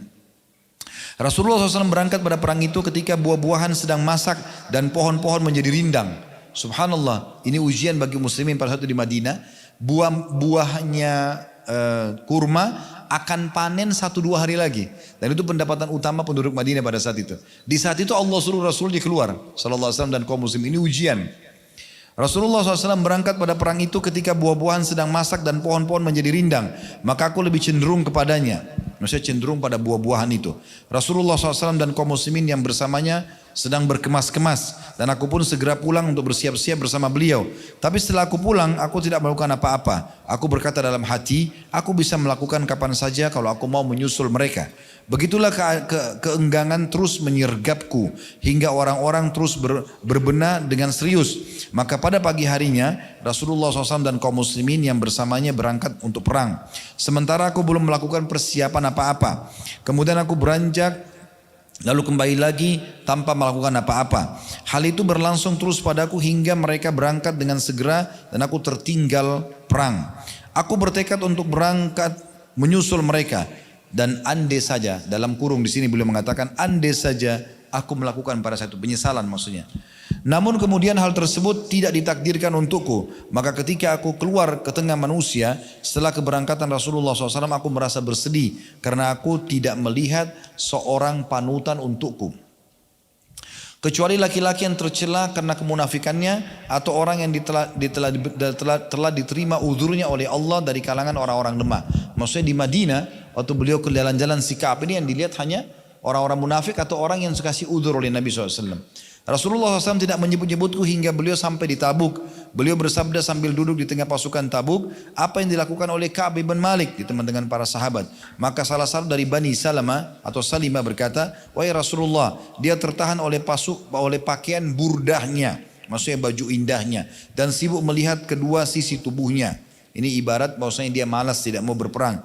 Maka Muadz bin Jabal berkata kepadanya, sungguh buruk apa yang telah kamu ucapkan. Demi Allah ya Rasulullah, kami tidak mengetahui tentang Ka'ab ya, kecuali kebaikan.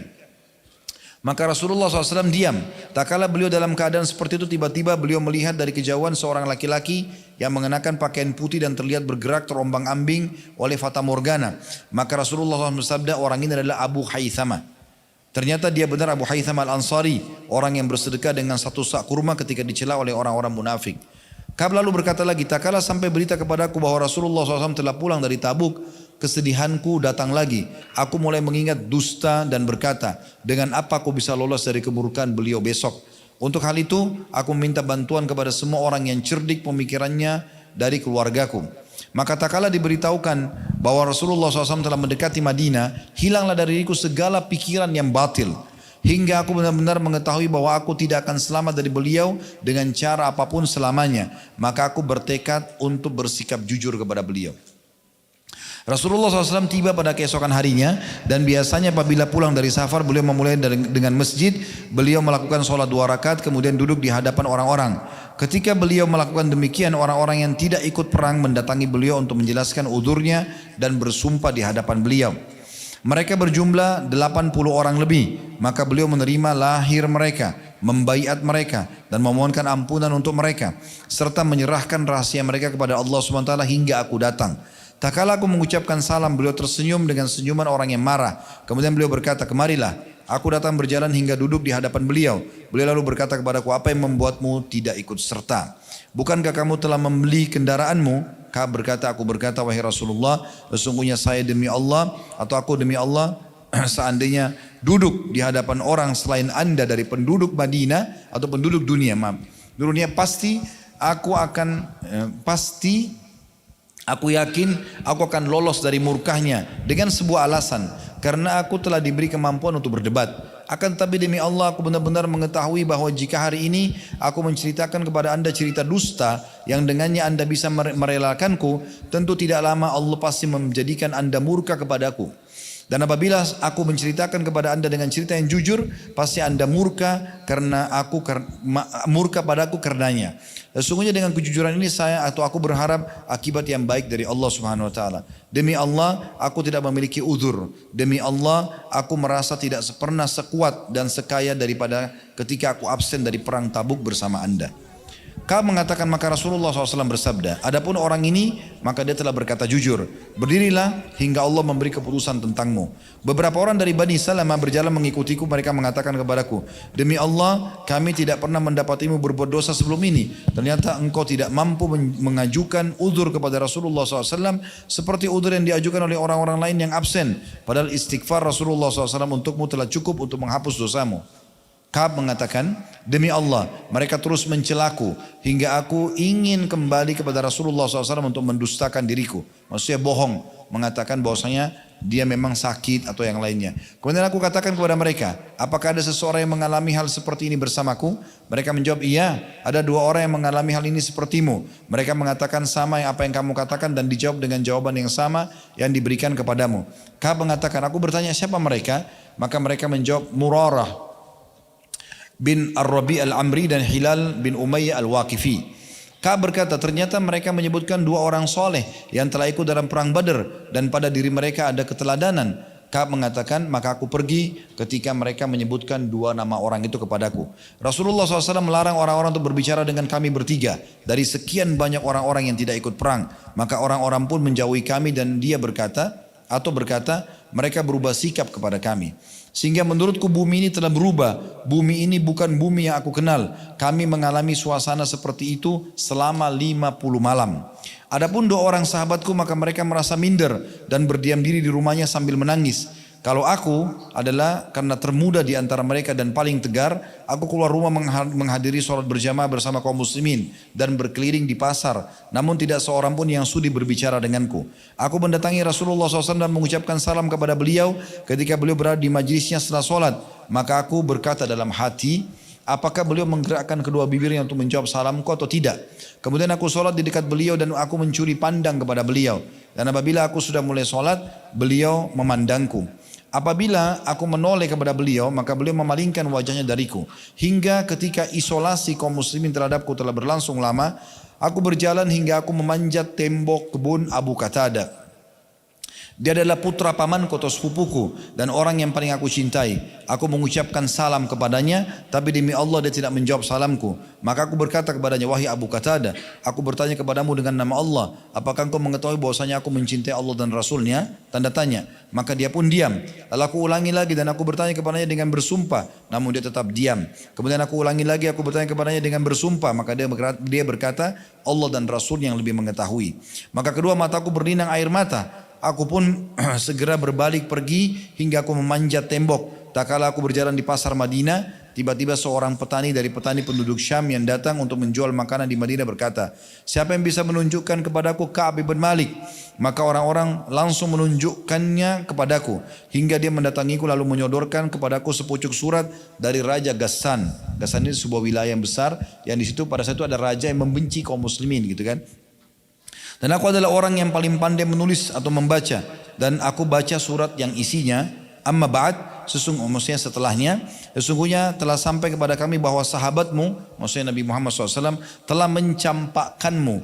Padahal Allah tidak menjadikanmu berada di negeri Hindi atau Hind, di negeri Hind, maksudnya di negeri yang ada, dan tersia-siakan. Bergabunglah bersama kami akan pasti menghormatimu. Ketika aku membacanya, aku berkata ini juga bagian dari cobaan. Maka aku menuju ke tungku dan membakar surat tadi. Hingga tak kala telah berlalu 40 atau 50 hari dan wahyu tidak kunjung turun juga. Utusan Rasulullah SAW mendatangiku dan berkata, sesungguhnya Rasulullah SAW memerintahkanmu agar menjauhi istrimu. Setelah 40 atau 50 hari tidak boleh lagi berkumpul sama istrinya. Maka Ka'ab berkata, apakah aku harus menceraikannya atau apa yang harus aku perbuat? Maka orang itu mengatakan tidak, tapi jauhi saja dia dan jangan mendekatinya, maksudnya jangan digauli. Dan beliau mengutus kepada kedua sahabatku dengan pesan serupa. Maka aku katakan kepada istriku, pulanglah ke rumah keluargamu, tinggallah bersama mereka hingga Allah memutuskan perkara ini. Maka istri Hilal bin Umayyah, tadi salah satu dari 3 orang ini, temannya Ka'ab yang juga sama di boikot, mendatangi Rasulullah SAW. Istrinya datang dan berkata kepada beliau, wahai Rasulullah, sesungguhnya Hilal bin Umayyah adalah orang tua yang tidak bisa melayani dirinya sendiri dan dia tidak memiliki pembantu. Apakah anda keberatan apabila saya melayaninya? Beliau menjawab, tidak, tapi jangan sampai dia mendekatimu. Maka dia berkata, demi Allah sungguhnya tidak ada lagi padanya keinginan kepada apapun. Dan demi Allah dia terus menerus menangis semenjak hari itu hingga hari ini.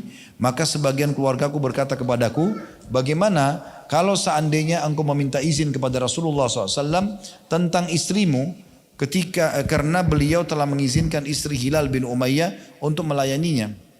Maksudnya keluarga daripada Ka'ab datang kepada Ka'ab mengatakan, coba minta ya. Coba minta kepada Rasulullah SAW untuk mengizinkan istrimu melayanimu. Maka aku jawab, aku tidak akan meminta izin kepada Rasulullah SAW tentang istriku. Siapa yang tahu apa yang akan dikatakan oleh Rasulullah SAW jika aku minta izin kepada beliau tentang istriku. Karena aku adalah laki-laki yang masih muda, maka aku tetap menjalani hidup seperti itu selama 10 malam hingga genaplah bagi kami 50 malam semenjak diberlakukan larangan berbicara dengan kami. Kemudian aku salat subuh pada hari yang ke-50 di atas atap salah satu rumah kami. Ketika aku sedang duduk dalam keadaan yang telah disebutkan oleh Allah SWT tentang kami. Sementara jiwaku yang terasa sempit dan bumi pun telah merasa sempit, telah menjadi sempit bagiku. Padahal bumi itu sangat luas.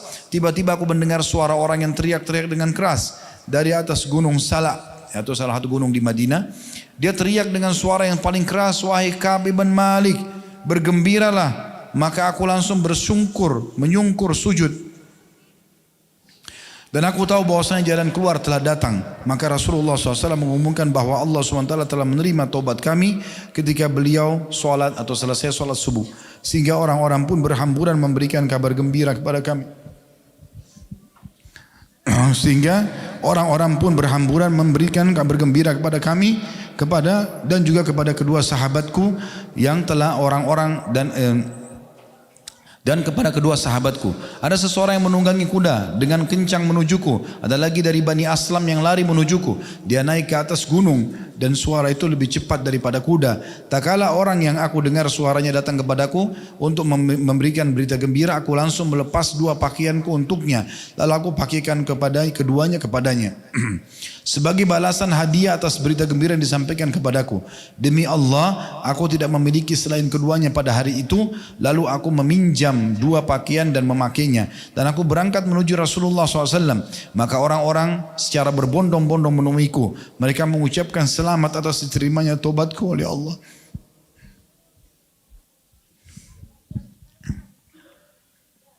Mereka mengucapkan kepadaku semoga penerimaan Allah atas tobat.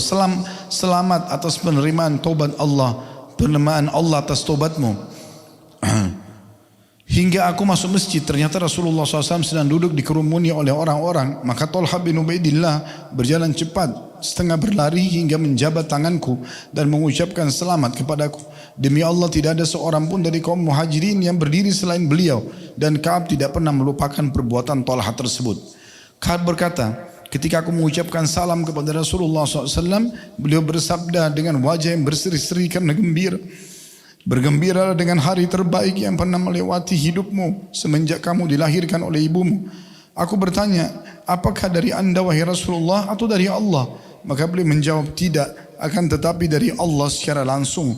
Apabila Rasulullah SAW bergembira, kata beliau, wajahnya bersinar seolah-olah wajah beliau adalah sepotong rembulan dan kami mengetahui hal itu dari beliau. Maka tak kala aku duduk di hadapan beliau, aku berkata, wahai Rasulullah, sesungguhnya di antara taubatku adalah aku akan mengeluarkan hartaku sebagai sedekah kepada Allah dan Rasulnya. Maka Rasulullah SAW bersabda, tahanlah sebagian hartamu karena itu lebih baik untukmu. Maka aku berkata, sesungguhnya aku menahan sebagian yang ada di Khaybar. Dan aku berkata, wahai Rasulullah, sesungguhnya Allah telah menyelamatkanku karena kejujuran. Dan sebagai bukti kebenaran taubatku, aku tidak akan berbicara melainkan dengan jujur selama aku masih hidup. Maka demi Allah, kata Ka'ab, aku tidak mengetahui seorang pun dari kaum muslimin yang diberi nikmat dari Allah dalam kejujuran ucapan semenjak aku katakan hal itu kepada Rasulullah SAW yang lebih baik daripada apa yang telah dianugerahkan oleh Allah kepadaku. Demi Allah, aku tidak pernah sengaja sekalipun untuk berdusta. Semenjak hal itu aku katakan kepada Rasulullah SAW sampai hari ini. Dan aku benar-benar berharap kepada Allah SWT agar menjagaku dalam sisa hidupku ini. Terakhir Ka'ab mengatakan, maka Allah menurunkan firman-Nya yang artinya sungguhnya Allah telah menerima taubat Nabi, orang-orang muhajirin dan orang-orang ansar yang mengikuti Nabi dalam masa kesulitan. Sampai firman Allah, sungguhnya Allah maha pengasih lagi maha penyayang kepada mereka dan terhadap 3 orang yang ditangguhkan penerimaan taubat mereka. Hingga apabila bumi telah menjadi sempit bagi mereka, padahal bumi itu luas. Sampai firman Allah, bertakwalah kepada Allah dan hendaklah kalian bersama dengan orang-orang yang jujur. Surah At-Taubah, surah nomor 9 ayat 117 sampai 119. Kata Ka'ab, demi Allah, Allah tidak memberikan sebuah nikmat kepadaku yang lebih agung dalam jiwaku setelah Allah memberikan hidayah Islam kepadaku daripada sikap jujurku kepada Rasulullah SAW, yaitu aku tidak berdusta kepada beliau sehingga aku binasa sebagaimana orang-orang yang berdusta telah binasa. Sesungguhnya Allah SWT berfirman kepada orang-orang yang berdusta pada waktu Allah menurunkan wahyu dengan seburuk-buruk ucapan dikatakan kepada seseorang, di mana Allah berfirman yang artinya kelak mereka akan bersumpah kepada kalian dengan nama Allah apabila kalian kembali kepada mereka agar kalian berpaling dari mereka, maka berpalinglah dari mereka karena sungguhnya mereka itu adalah najis dan tempat mereka adalah neraka jahanam sebagai balasan atas apa yang telah mereka kerjakan. Mereka akan bersumpah kepada kalian, maksudnya orang-orang munafik suka bersumpah dusta agar kalian ridho kepada mereka. Tapi jika sekiranya kalian ridho kepada mereka, sesungguhnya Allah tidak akan pernah ridho terhadap orang-orang fasik itu. Surah At-Taubah ayat 95 sampai 96. Ka'ab lalu menutup ceritanya mengatakan, urusan kami bertiga ditangguhkan di antara perkara orang-orang yang alasan mereka telah diterima oleh Rasulullah SAW ketika mereka bersumpah kepada beliau. Dan beliau pun membayat mereka dan memohon ampun untuk mereka. Sementara Rasulullah SAW menunda kami bertiga sesuai dengan apa yang Allah telah perintahkan. Dan ini diriwayatkan oleh Bukhari dan Muslim. Kisah Ka'ab ini teman-teman sekalian, jadi saya bacakan seperti ini dengan cepat, ataupun Bapak Ibu baca sendiri nanti di rumah, maka akan sama panjangnya kurang lebih. Maka saya melihat penting juga untuk kita baca dan kita ambil pelajaran bagaimana ketulusan taubatnya Ka'ab bin Malik radhiyallahu anhu telah membuat dia selamat dari siksa Allah Subhanahu wa taala. Dan juga Allah Subhanahu wa taala kekalkan setiap kali orang baca surah At-Taubah tadi ayat 117 sampai 119, maka pada saat itulah ya orang akan selalu mengenang tentang kisah Ka'ab ini. Kisah selanjutnya teman-teman sekalian adalah kisah tentang seorang wanita yang telah disampaikan fatwa oleh Abu Hurairah radhiyallahu anhu. Satu waktu Abu Hurairah pernah menuju ke masjid di waktu malam hari dan kemudian dia ditemui oleh seorang wanita. Wanita lalu mengatakan, "Wahai Abu Hurairah, sungguhnya aku punya pertanyaan." Kata Abu Hurairah, "Apa itu?" Dia mengatakan, "Apa yang harus aku lakukan dan bagaimana keadaanku? Karena aku telah melakukan perbuatan dosa." Kata Abu Hurairah, "Dosa apa yang kamu lakukan?" Dia bilang, "Aku telah berzina dan hamil dari zina tersebut. Kemudian aku bunuh hasil zina itu, anaknya maksudnya." Maka kata Abu Hurairah, "Sungguh seburuk-buruk perbuatan yang telah kau lakukan tidak ada tobat bagimu." Maka wanita tersebut pun menangis terisak-isak dan kemudian meninggalkan Abu Hurairah. Dalam riwayat ini dikatakan, maka Abu Hurairah berkata pada dirinya sendiri, "Bagaimana bisa aku mengeluarkan fatwa ya sementara Rasulullah SAW masih hidup di tengah-tengah kami?" Di pagi harinya Abu Hurairah mengatakan, "Aku mendatangi Nabi SAW dan mengatakan, 'Ya Rasulullah, tadi malam ada seorang wanita menanyakan fatwa kepadaku tentang begini dan begitu.' Maka Rasulullah SAW mengatakan, 'Inna lillahi wa inna ilaihi raji'un.' Kita milik Allah dan kita akan kembali kepada Allah. Demi Allah yang telah binasa, engkau telah binasa dan membinasakan." Maksudnya dengan fatwamu ini seakan-akan orang kalau sudah berbuat dosa tidak akan diterima tobatnya sama Allah. Ini engkau telah binasa dan membinasakan orang lain. Di mana kau dari firman Allah Subhanahu wa taala dalam surah Furqan ayat 68 sampai 70 yang artinya, "Dan orang yang tidak mempersekutukan Allah dengan sembahan lain dan tidak membunuh yang diharamkan Allah kecuali dengan alasan yang benar dan tidak berzina, dan barang siapa yang melakukan demikian itu niscaya mendapatkan hukuman yang berat," hingga sampai firman Allah Subhanahu wa taala, "Maka kejahatan mereka akan diganti Allah dengan kebaikan dan Allah Maha Pengampun lagi Maha Penyayang." Maka Abu Hurairah karena ketakutan dengan perbuatan ini dia mengatakan, "Aku pun keluar di waktu itu keliling mencari mana wanita tadi, sampai anak-anak kecil mengatakan Abu Hurairah sudah gila." Karena menanyakan, "Apakah kalian lihat wanita ini? Cirinya seperti ini." Yang tanyakan fatwa kepada saya kemarin. Terus saja Abu Hurairah bertanya sampai orang-orang anak kecil mengatakan Abu Hurairah sudah gila. Kemudian dia mengatakan, "Sampainya saya menemui wanita tersebut di tempat yang dia telah menanyakan fatwa kepadaku. Lalu aku pun akhirnya menyampaikan apa yang telah disampaikan Nabi SAW, kalau taubatnya akan diterima." Maka tiba-tiba wanita tersebut pun berteriak dengan suara keras sambil karena gembiranya dan bertakbir, ya, memohon kepada Allah SWT agar taubatnya diterima. Dan dia mengatakan, "Aku akan menyedekahkan kebunku yang aku berikan kepada orang-orang miskin karena dosaku ini." Ini salah satu contoh kisah dan ini dikuatkan dengan kisah seorang wanita. Saya ingin tutup dengan ini Bapak Ibu sekalian. Kalau Anda bertemu dengan seseorang yang mungkin masa lalunya kelam. Kita pasti punya teman-teman atau bahkan kita sendiri mungkin punya masa lalu yang kelam. Mungkin kita sudah berbuat segala macam dosa yang mungkin orang lain ada di antara dosa itu tidak melakukannya. Atau mungkin kita sama selevel dengan orang lain gitu kan. Maka kita sekarang sudah taubat. Mungkin ada di antara teman-teman yang kita kenal dulu penjahat, pezina, pemabuk, narkotika. Tapi tiba-tiba kita bertemu sama dia di sebuah majelis taklim misalnya. Atau kita ketemu di travel haji dan umrah seperti ini. Maka jangan sampai Anda menjatuhkan dia atau menyalahkan dia seakan-akan dia tuh, "Loh kok kamu taubat? Kok kamu ini? Apa benar kau sudah berubah?" Jangan pernah berbicara membahasakan masalah itu. Karena bisa saja taubatnya dia mengalahkan taubat kita. Seburuk apapun perbuatan dia, walaupun dia baru taubat beberapa saat saja sebelumnya. Ini penting sekali. Karena pernah, ini sebagai penutup, ada seorang wanita di masa Nabi SAW berzina. Statusnya ini luar biasa. Dia seorang istri. Ya, kemudian dia berzina, hamil dari perzinahan tersebut. Maka karena takutnya dengan dosanya dia datang kepada Nabi SAW lalu mengatakan, "Ya Rasulullah, saya telah berzina, saya ketakutan Allah hukum. Coba ya, rajam saja saya." Karena orang yang sudah menikah dirajam kalau sudah berzina. Atau sudah berzina dan kepergok gitu. Apalagi kalau dia juga buat pengakuan ya. Maka kata Nabi SAW, "Kalau kamu lagi hamil sekarang, anak yang dikandung ini punya hak. Kamu berzina tapi dia tidak salah. Maka tunggulah sampai engkau melahirkan." Wanita ini menunggu selama 9 bulan. Dia terus dihantui dengan rasa takutnya. Dia ketakutan, maka dia terus bertobat kepada Allah Subhanahu wa taala sampai melahirkan. Setelah melahirkan lewat 9 bulan, dia masih datang kepada Nabi SAW dan mengatakan, "Ya Rasulullah, sesungguhnya saya sudah selesai menjalankan apa yang Anda perintahkan. Sudah melahirkan bayi ini. Rajam saya ingin disucikan." Ya, ini berarti betul-betul orang tobat nasuha ya. Karena orang tobat nasuha itu teman-teman sekalian merasa dosa itu selalu dia takut kalau Allah hukum. Maka dia mengatakan, "Hukum saya ya Rasulullah." Kata Nabi SAW, sesungguhnya bayi yang kamu baru lahirkan punya hak untuk disusuin selama 2 tahun. Susuilah. Maka disusuilah selama 2 tahun. Setelah 2 tahun, jadi sudah 2 tahun 9 bulan berlalu dari masa itu, masih saja berkecamuk dalam hatinya rasa takut Allah hukum. Dan ini menandakan iman yang luar biasa. Maka datang pada Nabi SAW mengatakan, ya Rasulullah, anak ini sudah saya berikan hak susunya. Bersihkan saya, sucikan saya, rajam. Maka Nabi SAW suruh ikat, kuatkan kain bajunya lalu dilempari batu. Dirajam pada saat itu. Waktu dirajam ada seorang sahabat teriak mengatakan, semoga Allah melaknatmu. Maksudnya, kenapa kamu sudah menikah berzina? Dilaknat gitu kan. Maka kata Nabi SAW, jangan kau laknat dia.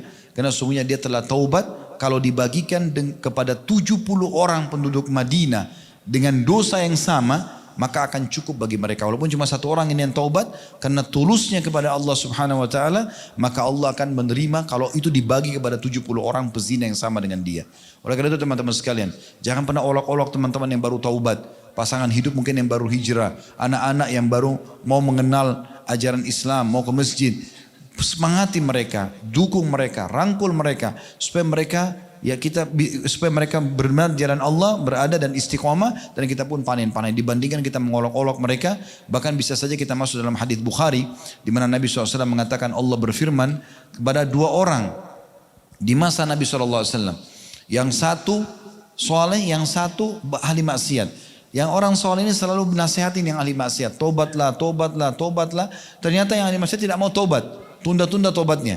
Sampai yang ahli ibadah ini jengkel, dia bilang apa? Allah tidak akan ampuni kamu. Ini bahasanya, Allah tidak akan ampuni kamu. Jadi dia marah, semoga Allah tidak akan ampuni kamu. Maka Allah SWT berfirman mengatakan, siapa orang ini? Berani-beraninya melampaui keputusanku. Sesungguhnya ketahuilah, kata Nabi SAW, Allah berfirman, aku telah maafkan kesalahan orang yang buat dosa itu, dan justru aku hancurkan amalan orang-orang yang soleh tadi. Jadi teman-teman hati-hati. Kita taubat nasuha, tulus menyelamatkan diri kita, dan dukung semua lingkungan kita yang mau bertaubat. Sama-sama kita pernah berbuat dosa, dan tidak mungkin ada manusia tidak berbuat dosa. Dimulai dari ayah kita Adam alaihissalam, beliau berbuat dosa, tapi beliau kembali ke jalan Allah Subhanahu Wa Taala. Dan Nabi SAW mengatakan sebagai penutup, semua anak Adam pasti berbuat dosa, tapi sebaik-baik mereka adalah yang segera bertaubat kepada Allah Subhanahu Wa Taala. Tapi ingat, taubatnya yang nasuha, dan benar-benar kita sisa umur diisi dengan istiqamah, hijrah yang sepenuhnya, dan insya Allah mudah-mudahan kita meninggal di atas istiqamah itu sehingga maksimal bisa mendapatkan balasan pahala di sisi Allah Subhanahu Wa Taala. Baik teman-teman sekalian, kita berharap Allah Subhanahu Wa Taala memberkahi majelis kita dan jadikan sebagai majelis yang penuh dengan berkah, ilmu yang bermanfaat, keikhlasan, dan juga diterima sebagai pahala yang sempurna. Dan semoga Allah Subhanahu Wa Taala menjadikan kita semua bersatu di surga firdausnya tanpa hisab, menisatukan dalam majlis ilmu yang mulia ini. Kalau benar dari Allah, ada salah dari saya mohon dimaafkan. Subhanakallahumma bihamdika, asyhadu an la ilaha illa anta astaghfiruka wa atubu ilaik. Wassalamualaikum warahmatullahi wabarakatuh.